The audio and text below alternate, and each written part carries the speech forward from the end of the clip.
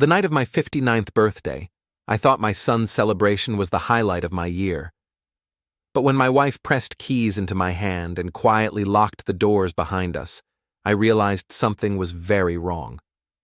What she showed me in the driveway turned my entire family upside down and set me on a path of calm, surgical revenge. Let me tell you how a retired civil engineer learned that sometimes the most dangerous enemies are the ones who call you Dad.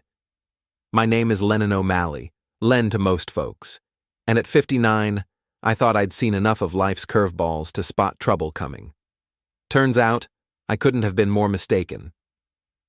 The evening started innocently enough. My son Avery and his wife Aiden had insisted on hosting my birthday dinner at their suburban home, complete with my granddaughter Leora's handmade decorations, and what Aiden promised would be all your favorites. As Talia and I pulled into their driveway, I noticed the house looked unusually formal. Every light on, cars parked with military precision. Even the garden gnome by their mailbox seemed to be standing at attention. "Doesn't this feel a bit much?" Talia murmured as we walked to the front door. My wife of 36 years had always been the sharp one in our marriage, picking up on social undercurrents that sailed right over my engineering-focused brain. "It's just Avery being Avery," I replied, though something in her tone made me take a second look. The house did seem overly staged, like a real estate showing rather than a family gathering. Avery answered the door with his characteristic charm, broad smile, firm handshake, the kind of presence that had made him successful in sales. At 32, he'd inherited his mother's quick wit and my stubborn determination, though lately I'd noticed an edge to his ambition that reminded me uncomfortably of his teenage years. "Dad, right on time." He pulled me into a hug that lasted just a beat too long. "Aiden's been cooking all day. You're going to love what we've prepared." Aiden appeared behind him, wiping her hands on an apron that looked like it had never seen actual cooking. At 31, she was still the polished woman Avery had married 5 years ago, but tonight her smile seemed painted on, her movements just slightly too controlled. "Lennon, happy birthday." She reached for my jacket before I could object. "Here, let me take that, and your wallet. I'll put it somewhere safe with all the coats." I hesitated. "I can just keep it." "Nonsense. We don't want anything falling out of pockets." Her laugh was bright and hollow. "I've got everything organized in the den." Something about the way she insisted made my engineer's brain start cataloging details. Aiden had always been organized, but this felt different. More like inventory control. The dinner itself was pleasant enough. Leora, my 8-year-old granddaughter, chattered about school and showed me her latest watercolor paintings. She was the bright spot in the evening, completely unaware of whatever adult tensions were humming beneath the surface. But even she seemed subdued, glancing between her parents with the kind of careful attention kids develop when they sense grown-up problems. "Grandpa, I made you a special picture," she whispered, sliding a folded paper across the table. "But Mommy says I should wait until later to show you." "Why wait?" I started to unfold it, but Aiden's hand shot out. "After dinner, sweetie. We don't want to spoil the surprise." Her grip on the paper was firm enough that I let go rather than create a scene. Throughout the meal, I noticed Aiden texting rapidly during what should have been family conversation. When I mentioned it, she laughed it off as coordinating with the bakery about my cake, but her phone was face down on her lap, hidden from view. Avery raised his glass for a toast as dessert arrived. "To Dad, the most reliable man I know. Always there when we need him, always ready to help family." The words were right, but something in his tone made them sound more like an inventory of my usefulness than genuine affection. Everyone clapped, but as the applause faded, I noticed something that made my stomach drop. The gift pile on the side table was missing an envelope, a thick, official-looking one I'd glimpsed when we first arrived. Now there was just empty space where it had been. That's when Talia made her move. "Len, honey," she said casually, sliding our car keys under the table into my palm. "Could you help me with something in the car? I think I left Leora's other gift in the back seat." The keys were warm from her grip, and the way she pressed them into my hand felt urgent. "Follow my lead," she whispered, so quietly I almost missed it. I pocketed the keys, playing along. "Of course, we'll be right back." "Oh, you don't need to both go." Aiden started to rise, but Talia was already heading for the door. "It's heavy," Talia said over her shoulder. "Need my strong husband." The moment we stepped outside, I heard the front door lock click behind us. Not the soft snick of an automatic lock, but the deliberate turn of a deadbolt. Talia grabbed my arm and pulled me toward our car. "What's going on?" I whispered. Instead of answering, she pulled out her phone and showed me the screen. It was a text alert from our bank. "Large withdrawal flagged for review. Contact customer service if this transaction was not authorized by account holder." The amount sent a chill through me. $15,000. Withdrawn 3 hours ago. "I've been getting these for weeks," Talia said quietly. "Small amounts at first. I thought it was identity theft, but look at this." She swiped to another message. "The withdrawals are coming from someone who knows your social security number, birth date, and mother's maiden name." I stared at the phone, my engineer's brain trying to process the implications. "Family information." "Family information," she confirmed. That's when I noticed Leora's face in the upstairs window, pressed against the glass with a worried expression that no 8-year-old should have to wear. She waved sadly, and something in that small gesture told me we weren't coming back tonight. As we drove home in tense silence, we passed Drew Hobbs on his front porch. Our neighbor for 15 years, Drew worked part-time security and had always been friendly in that casual way of people who respect boundaries. Tonight, he waved hesitantly, like he wanted to say something but wasn't sure if he should. Our own house felt different when we walked in. It took me a moment to realize why. My desk drawers in the home office were slightly open, and my checkbook was missing from its usual spot in the top right compartment. "How long has this been going on?" I asked Talia as we stood in my violated office. "I started noticing things about 6 weeks ago. Mail going missing. Phone calls where someone would hang up when I answered. Your desk looking disturbed." She sat heavily in my chair. "I've been tracking it, Len. Quietly. I didn't want to worry you until I was sure." "Sure of what?" "That it was them." The words hung in the air like a final judgment. My son, my daughter-in-law, the people I'd trusted with my granddaughter, my legacy, my love. I reached into my coat pocket and found something that hadn't been there when we arrived at Avery's house, a brass key fob engraved with initials I didn't recognize. "Did you put this in my pocket?" Talia examined it, frowning. "I've never seen it before." That's when I opened my laptop and found the email that changed everything. A confirmation notice for a wire transfer I'd never authorized, sent to an account I'd never opened, for an amount that represented nearly half of my retirement savings. The timestamp was 7:43 p.m., right in the middle of my birthday dinner. Right when Avery was making his toast about how reliable I was. Sleep didn't come that night. Talia and I spread 30 years of financial records across our dining room table like detectives working a crime scene. What we found made my hands shake. The pattern was subtle at first, small withdrawals that could be explained away as ATM fees or automatic payments. But over the past 6 weeks, the amounts had grown bolder. Someone had been testing the waters, seeing how much they could take before anyone noticed. "Look at this," Talia said, pointing to a stack of bank statements. "Every withdrawal corresponds to a day when our mail went missing. And look here." She showed me our recycling bin filled with shredded envelopes. I started saving these when I noticed the pattern. I picked up a fragment of shredded paper. Through the strips, I could make out part of my name and what looked like a bank logo. Someone's been intercepting our mail and destroying evidence. Not someone, them. Talia's voice was flat. Aiden has a key to our house, Len. For emergencies, remember? And she's always offering to help with paperwork when we're out of town. The next morning, I drove to the town library. If someone was monitoring our home computer or had access to our personal information, I needed a clean terminal to do some research. The librarian, Mrs. Relin, barely looked up as I signed in to use their public computers. What I found in the county property records made my coffee go cold. There was a pending transfer notation on our house title, dated just 2 days ago.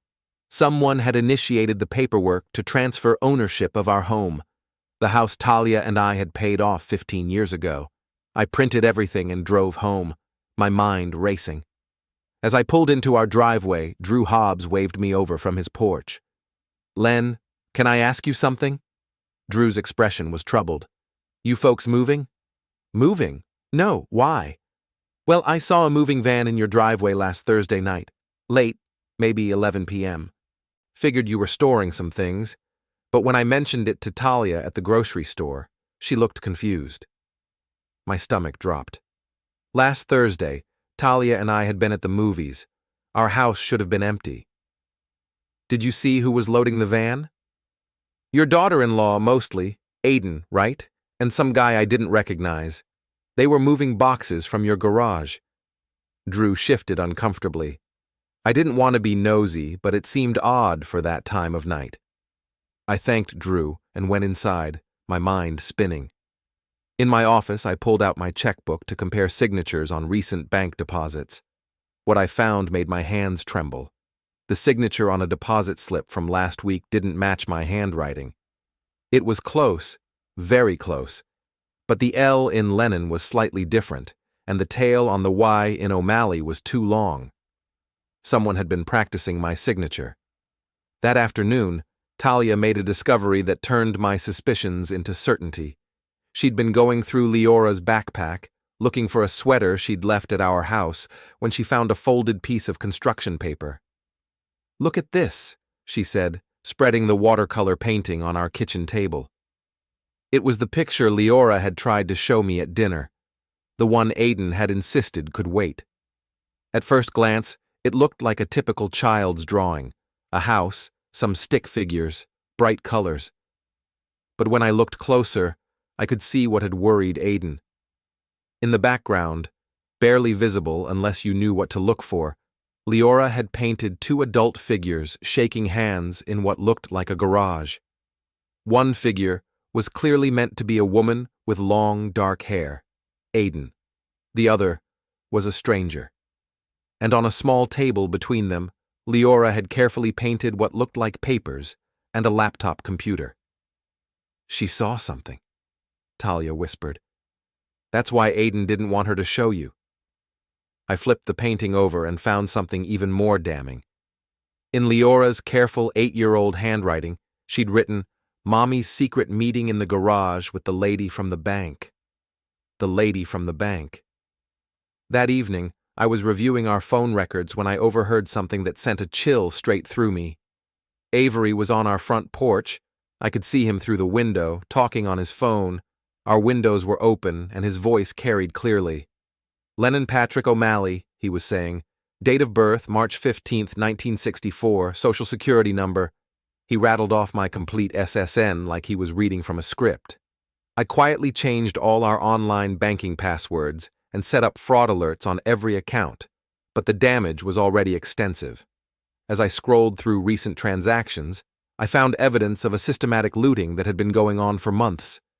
Talia's phone buzzed with a text from Avery. "Hey, Mom, is Dad feeling okay? He seemed off at dinner last night. Aiden and I want to drop by and check on him." We stared at the message, understanding the subtext. They knew we'd discovered something. The question was, how much did they think we knew? That night, as we were getting ready for bed, my phone chimed with an alert that made my heart stop. "Loan application submitted in your name. Approval pending review." Someone had just applied for a $50,000 home equity loan using our house as collateral. The application timestamp was 11:47 p.m., right now while we were at home. which meant they had enough of my personal information to apply for major loans remotely, and if the property transfer went through, they'd have the legal right to use our home as collateral for whatever they wanted. I showed Talia the alert. Her face went white. "We need help," she said quietly. "This is bigger than we can handle alone." I nodded, already reaching for my phone to call Kian Oren, our old family attorney. But as I started to dial, I noticed something that made me pause. Our garage door was opening. At 6 a.m. the next morning, I called Kian Oren's office and left a message with his answering service. Kian had handled our wills and the house purchase 15 years ago, and while he was semi-retired now, I trusted him more than any lawyer I'd ever met. But first, I needed more information. I called the bank and asked to speak with the manager about some routine questions regarding my accounts. The woman who answered was Ms. Ashira Talon, and she agreed to meet me for coffee that afternoon at a neutral location, a small cafe downtown where we could talk privately. Ms. Talon was a composed woman in her late 30s, formally dressed and carrying herself with the careful precision of someone who worked in risk management. But something about her demeanor felt off from the moment she sat down. "Mr. O'Malley, I understand you have some concerns about your accounts." Her smile was professional but didn't reach her eyes. I started with simple questions about withdrawal limits and fraud protection, watching her reactions carefully. She answered everything correctly, but when I mentioned the recent large withdrawals, she became evasive. "Sometimes paperwork gets messy," she said, stirring her coffee with unnecessary focus. "Family finances can be complicated. Have you talked to Aiden about this? She's been very helpful with your account management lately." "Aiden's been managing my accounts?" "Well, she's been in touch about various transactions. Very organized woman. I'd suggest talking to her before we make any major changes to your banking setup." That's when I noticed the family photo on the table next to her purse, a casual snapshot that had fallen out when she'd retrieved her business card. In it, Ms. Talon was smiling with her arm around a group of women at what looked like a family gathering. One of those women was unmistakably Aiden. "Nice family photo," I said casually. Ms. Talon's face went pale as she realized what I'd seen. That's from a community event. We serve many customers in town." But I could see the truth in her expression. This wasn't a customer service relationship. This was family. That evening, Talia and I sat at our kitchen table with our laptop, methodically going through every online banking record we could access. What we found was a sophisticated pattern of theft that had been building for months. Wire transfers to accounts I'd never opened. Check deposits with forged signatures, even automatic payment authorizations I'd never signed. Someone with intimate knowledge of our finances and personal information had been systematically draining our life savings. My phone buzzed with a text from Drew. "Found something in my recycling bin that might be yours. USB drive with your initials on it. Should I bring it over?" 20 minutes later, Drew stood on our front porch holding a small flash drive labeled LO backup files in handwriting I didn't recognize. "This was mixed in with my recyclables," he explained. "Figured someone might have thrown it out by mistake, but when I saw your initials..." I plugged the drive into our laptop, and what we found made my hands shake. It contained copies of bank statements, wire transfer confirmations, and scanned documents, all related to our accounts, but organized in a way that suggested someone was keeping very careful records of their theft. But the most damning evidence was in a folder labeled Authorization Practice. It contained dozens of attempts to forge my signature, with notes in Aiden's handwriting about angle of the L and pressure on the tail. There was also a voice memo file. When I played it, I heard Aiden's voice clearly. "Lennon Patrick O'Malley. Lennon Patrick O'Malley. Try it with more confidence this time." Talia and I looked at each other in stunned silence. "We need that storage unit," I said finally. The brass key fob I'd found in my pocket after the birthday dinner had been bothering me all week. The initials engraved on it. GMO suddenly made sense. Aiden Marie O'Malley, and the key itself looked like it belonged to a storage facility. The next morning, we drove to every storage unit complex in a 20-mile radius until we found one where the key worked. Unit 247 was registered under my name, though I'd never rented it. Inside, we found boxes of our personal documents, things that had been missing from our home office for months. Bank statements, tax returns, insurance policies, even our marriage certificate and my military discharge papers. Everything someone would need to impersonate me or make major financial decisions in my name. But the most chilling discovery was a stack of blank checks from our account, pre-signed with a forged version of my signature. Someone had been preparing to write themselves checks for whatever amounts they wanted. At the bottom of one box, I found a notarized letter authorizing the transfer of our house title to Avery and Aiden. The signature was a perfect forgery of my handwriting, and the notarization date was the night of my birthday party.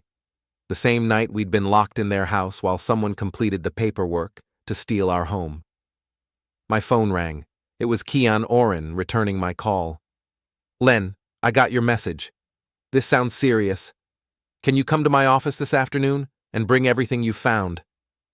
As we drove to meet Keon, Talia's phone buzzed with a call from the bank. She put it on speaker. "Mrs. O'Malley, this is First National. We need verbal confirmation on a pending property transfer. Can you verify that you and your husband authorized the deed change for your residence at 247 Maple Street?" Talia looked at me, her eyes wide. We need to call you back." "Ma'am, this is time sensitive. The transfer is scheduled to complete today unless we hear otherwise." "We'll call you back," Talia repeated firmly and hung up. My phone immediately rang. It was Avery. "Dad, I think there might be some confusion at the bank. They're asking about paperwork for your house. Aiden thinks there might be some identity theft going on. We should meet and sort this out before it gets complicated." I looked at Talia, then at the boxes of evidence in our back seat. "You're right, son," I said calmly. "We should definitely meet and sort this out." But not the way he was expecting. Keon Oren's law office occupied the second floor of a converted Victorian house downtown, all dark wood and leather-bound books that spoke of old-school legal practice. At 62, Keon was the kind of lawyer who still kept paper files and believed in looking people in the eye when discussing serious matters. He listened without interruption as Talia and I laid out everything we'd discovered, occasionally making notes in his careful handwriting. When we finished, he sat back in his chair and studied the evidence we'd spread across his conference table. "This is sophisticated," he said finally, "and it's been planned for a long time. The storage unit, the forged documents, the banking relationship. This isn't opportunistic theft. This is a systematic transfer of your assets." "What can we do?" Talia asked. "First, we freeze everything. All joint accounts, all property transfers, all pending transactions. I'll file for a temporary restraining order this afternoon." He picked up the notarized letter with my forged signature. "Second, we document everything. This level of fraud involves multiple felonies." "What about Leora?" The question had been haunting me for days. "She's caught in the middle of this." Keon's expression softened. "We'll be very careful about how this proceeds. But Len, you need to understand. If this goes to court, it's going to destroy your relationship with your son. Permanently." I thought about Leora's worried face in the window, about the painting she'd made of her mother's secret meeting, about the way she'd whispered that she had something special to show me. "My relationship with my son is already destroyed," I said quietly. "He destroyed it the moment he decided to steal from us." That afternoon, I did something that felt like a betrayal, but was actually an act of love. I arranged to meet Leora at the park near her school, with Aiden's permission, under the pretense of wanting to hear about her art projects. Leora was excited to see me, chattering about school and friends as we walked to the playground. But when I gently asked about her painting, the one she'd tried to show me at dinner, her expression grew serious. "Mommy said I shouldn't talk about that," she said quietly. Why not, sweetheart? Because it was supposed to be a secret meeting, but I was getting a drink of water and I saw them in the garage. She looked around to make sure no one was listening.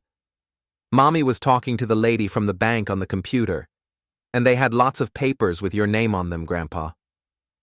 What kind of papers? The kind Mommy practices writing on. She practices writing like you, Grandpa. She showed me once, said it was a surprise for you. My heart broke a little more with every innocent word.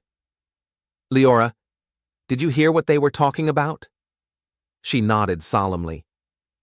The lady on the computer said something about a house, and Mommy said Lennon will never know, and they both laughed. I hugged my granddaughter, fighting to keep my voice steady. You're very observant, sweetheart, and very brave for telling me. That evening, Talia made a discovery that connected the final pieces of our puzzle. She'd been reviewing old voicemails when she found one that had been automatically saved from 3 weeks ago, a pocket dial from Aiden's phone that had recorded nearly 10 minutes of conversation. On the recording, we could clearly hear Aiden talking to someone about the old man's accounts and discussing how much we can move before he notices. Most damning of all, we heard her practicing my signature out loud, with someone coaching her on the letter formations. Kian reviewed the voicemail and confirmed it would be admissible as evidence. This establishes intent and premeditation, he explained. It's not just fraud, it's conspiracy. The next morning, Drew stopped by with another piece of evidence that made the scope of the theft crystal clear. His home security camera, which faced the street, had captured footage of Aiden and Avery moving boxes from our house to a van at 2 a.m. on a night when Talia and I had been at her sister's birthday party in the next town. I wasn't sure if I should get involved, Drew explained, but when you mentioned the missing checkbook and the storage unit, I figured you might want to see this. The footage was grainy but clear enough to show Aiden directing Avery as they loaded box after box of what were clearly our personal documents and belongings. The timestamp proved they'd been systematically looting our house for months, taking advantage of every opportunity when we were away. How did they know we'd be gone that night? Talia wondered. The answer came to me with sickening clarity. Because we told them. Remember? Aiden called to ask if we wanted them to water our plants while we were at your sister's party. We gave them our schedule. Every kindness, every offer to help, every family gathering had been an opportunity for reconnaissance and theft. They'd been studying our routines, our finances, our vulnerabilities like military strategists planning a campaign. That afternoon, Ms. Talon called me directly. Mr. O'Malley, I think we need to meet in person to clear up some confusion about your accounts. There seem to be some irregularities that require immediate attention. Her tone was urgent, almost panicked. I agreed to meet her at the bank the next morning, but I didn't mention that Kian would be coming with me. As I hung up the phone, Talia showed me something that sent a sharp chill through me. A notification on her phone that someone had attempted to access our home security system remotely. The attempted login had failed, but the timestamp was from 20 minutes ago. They were still watching us, still trying to stay one step ahead. But what they didn't know was that we were no longer the confused, trusting victims they thought we were. We had evidence, we had legal representation, and we had a plan. The next morning, Kian filed paperwork for a temporary injunction on all property transfers related to our accounts. The court date was set for the following week, but I had a feeling we wouldn't have to wait that long for this to come to a head. The weekend passed in tense preparation. Kian and I spent Saturday afternoon at his office, scanning and backing up every piece of evidence we'd collected. The child's painting, the forged documents, the voice recordings, Drew's security footage.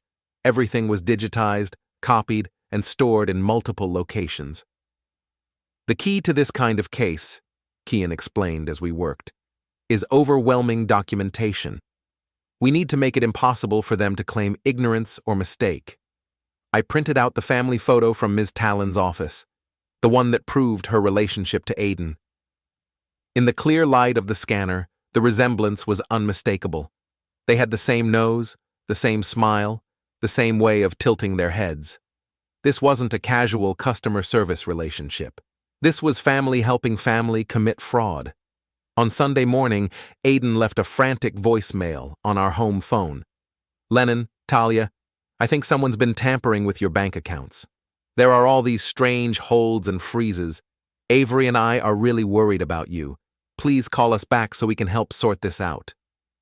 The desperation in her voice was almost satisfying. Almost. That afternoon, the real estate office called with news that confirmed our worst fears.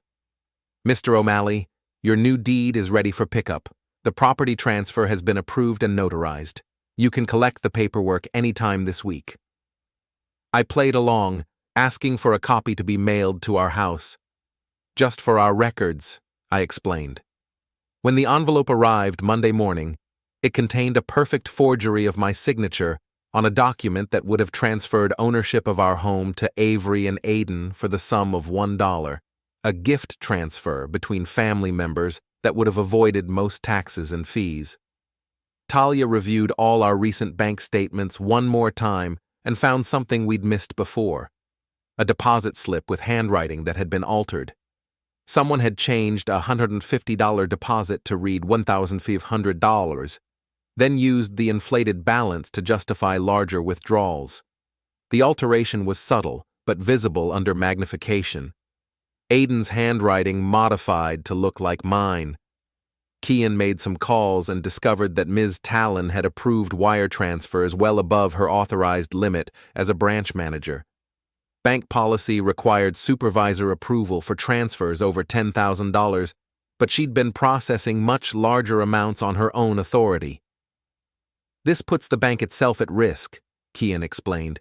"When we expose this, they'll have to choose between protecting Ms. Talon and protecting themselves from regulatory penalties."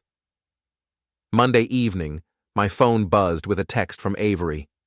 "Dad, let's settle this as a family. No lawyers, no complications. Just us talking it through like adults. What do you say?" I showed the message to Talia. We both understood what it really meant. They knew we'd discovered something, and they wanted to negotiate before it became public. "What should we tell him?" Talia asked. "Nothing yet. Let them sweat." The next morning brought an unexpected opportunity. Ms. Talon called with what sounded like a prepared speech. "Mr. O'Malley, the bank would like to invite you and Mrs. O'Malley to our quarterly customer appreciation event this Thursday evening. It's a small gathering for our most valued clients, and we'd love to have you there." I could hear the tension in her voice. This wasn't a social invitation. This was an attempt to control the narrative before we could expose what they'd done. "That sounds lovely," I said. "We'll be there." What she didn't know was that Kian would be there too, and we'd be bringing every piece of evidence we'd collected. Wednesday evening, Drew dropped off one final piece of evidence that would seal their fate: a flash drive containing weeks of security footage from his home camera system. The footage showed a clear pattern of late-night visits to our house, always when our car was gone, always involving Aiden and sometimes Avery. "I wasn't sure how much to save," Drew explained, "but when this started looking serious, I figured you'd want everything." The footage was damning. It showed them entering our house with their key, staying for hours, leaving with boxes and bags. On one particularly clear recording, we could see Aiden carrying what was obviously my checkbook. That night, Talia and I sat at our kitchen table, surrounded by months of evidence that our son and daughter-in-law had been systematically stealing our life savings and planning to steal our home. "Are you ready for this?" Talia asked quietly. I thought about Leora's innocent face, about the family dinners that would never happen again, about the grandchildren's birthdays I might not be invited to. Then I thought about the forged signatures, the stolen checks, the voice recording of Aiden laughing about how Lennon will never know. "I'm ready," I said. Thursday evening, we would end this. Not with force or intimidation, but with the calm, methodical presentation of facts that would dismantle their scheme and protect other families from being exploited. Sometimes the most devastating revenge is simply telling the truth. Thursday evening arrived with unseasonable clarity. One of those October nights where every star seems sharper and every shadow more defined. Talia and I dressed carefully for the bank's customer appreciation event, knowing that what we wore tonight would be remembered by everyone who witnessed what was about to unfold. Kian met us in the bank's parking lot, carrying a leather briefcase that contained months of evidence. At 62, he moved with the deliberate precision of a man who'd spent decades in courtrooms, but I could see the anticipation in his eyes. This wasn't just a case for him, it was justice. "Remember," he said as we walked toward the bank's entrance, "let them set the tone first. We respond, we don't initiate. Everything we do tonight needs to look like reasonable people responding to unreasonable circumstances." The bank's main lobby had been transformed for the event.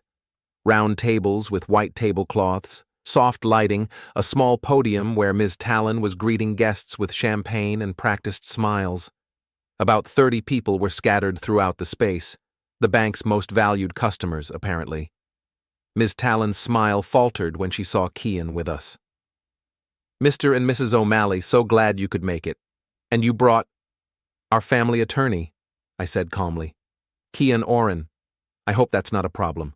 "Of course not. The more the merrier." But her laugh was strained, and I noticed her glance toward the bank's back offices where the real management worked. We'd been there about 20 minutes, making polite conversation and declining champagne, when Avery and Aiden arrived. They'd clearly been invited as well, though their presence at a customer appreciation event was odd, since they weren't account holders. Aiden spotted us immediately and whispered something urgent to Avery. They approached our table with the kind of forced casualness that screams guilt to anyone paying attention. "Dad, Mom," Avery said, his sales-trained smile not quite reaching his eyes. "What a nice surprise. We got invited too. Isn't that thoughtful of Ms. Talon?" "Very thoughtful," I agreed. Kian was just saying how much he's looking forward to meeting her properly. The color drained from Aiden's face. That's when I made my move. I approached the podium where Ms. Talon was preparing to address the gathered customers. "Ms. Talon, I wonder if I could address the group for just a moment. I have some urgent information about a procedural breach that I think your board members should hear." She looked confused, then alarmed, as she noticed several bank executives in the crowd. "I'm not sure this is the appropriate venue." "Oh, I think it's perfect," I said, my voice carrying clearly across the room. "After all, these are your most valued customers. They should know when their bank's security has been compromised." The room gradually quieted as people sensed drama unfolding. Kian moved to stand beside me, his briefcase in hand. Avery and Aiden were whispering frantically near the back of the room. "Ladies and gentlemen," I began, my engineer's training keeping my voice steady and factual, "my name is Lennon O'Malley, and I've been a customer of this bank for over 20 years. 3 months ago, someone began systematically stealing my retirement savings and attempting to transfer ownership of my home. What I discovered about how they did it should concern every person in this room." I gestured to Kian, who opened his briefcase and pulled out a portable projector, something we'd borrowed from the library specifically for this moment. The theft was accomplished through forged signatures, fraudulent wire transfers, and the cooperation of a bank employee who approved transactions well beyond her authority level. The first image appeared on the wall, a side-by-side comparison of my real signature and Aiden's forgeries. Ms. Talon stepped forward. "Mr. O'Malley, this is highly inappropriate. If you have concerns about your account, we should discuss them privately." "We tried that," I said calmly. "But you suggested I talk to Aiden instead of investigating the fraud, which makes sense, now that we know why." The next image was the family photo from Ms. Talon's office, with Aiden clearly visible among the relatives. A murmur went through the crowd. I saw several bank executives exchanging alarmed glances. The thieves had access to my home, my personal information, and my trust, I continued. But they also had something else, a bank manager who was willing to approve unusual transactions without proper oversight. Kian stepped forward and handed a document to one of the bank executives. This is a notarized letter with Mr. O'Malley's forged signature, attempting to transfer his property. The notarization was completed during a family dinner where Mr. O'Malley was physically present but unaware of what was being done in his name. That's not... Aiden started to speak from the back of the room, but Avery grabbed her arm. The voice recording we're about to play was accidentally captured on my wife's phone, I said. It features Mrs. Aiden O'Malley discussing the theft and practicing my signature. The sound quality was clear enough that everyone in the room could hear Aiden's voice. Lennon will never know, followed by her laughter and attempts to forge my name. The bank's compliance officer, a stern woman I'd noticed taking notes throughout my presentation, stepped outside to make a phone call. Through the glass doors I could see her speaking urgently into her phone. Mr. O'Malley, one of the bank executives said, these are very serious allegations. Do you have additional evidence? Kian smiled and pulled out Drew's flash drive. Security camera footage showing the defendants removing boxes of documents from Mr. O'Malley's home at 2 a.m., using a key they'd been given for emergencies. The footage spans several months and shows a clear pattern of unauthorized access. As the security footage played on the wall, showing Aiden and Avery loading boxes into a van in the middle of the night, the room fell completely silent. The final piece of evidence, I said, is this USB drive found in a neighbor's recycling bin. It contains detailed records of the theft, including practice sessions for forging my signature and wire transfer confirmations to accounts I never opened. Ms. Talon was now visibly shaking. This is all circumstantial. There could be explanations. There are explanations, Kian interrupted. Mrs. Talon, you approved wire transfers totaling over $75,000 without supervisor authorization, in direct violation of bank policy. You did this for your cousin, Mrs. Aiden O'Malley, who was systematically defrauding an elderly customer. The word cousin hit the room like a thunderclap. Several customers immediately pulled out their phones, either to record what was happening or to call their own attorneys.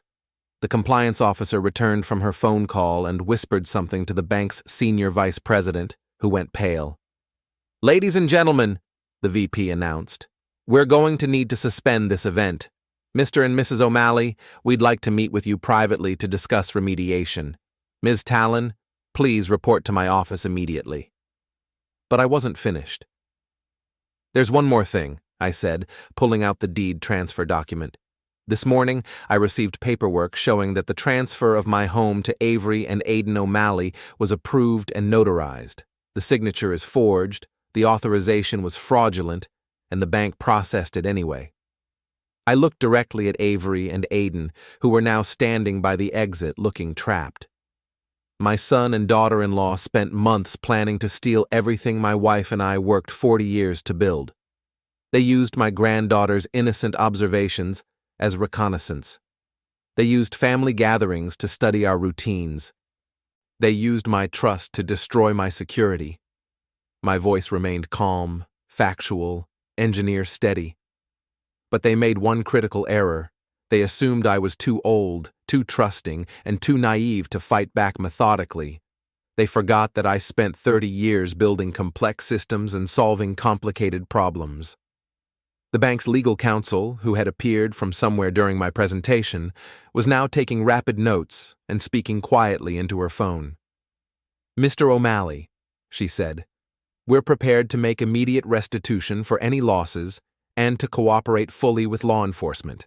Ms. Talon's employment is terminated effective immediately, and we'll be referring this matter to federal banking regulators.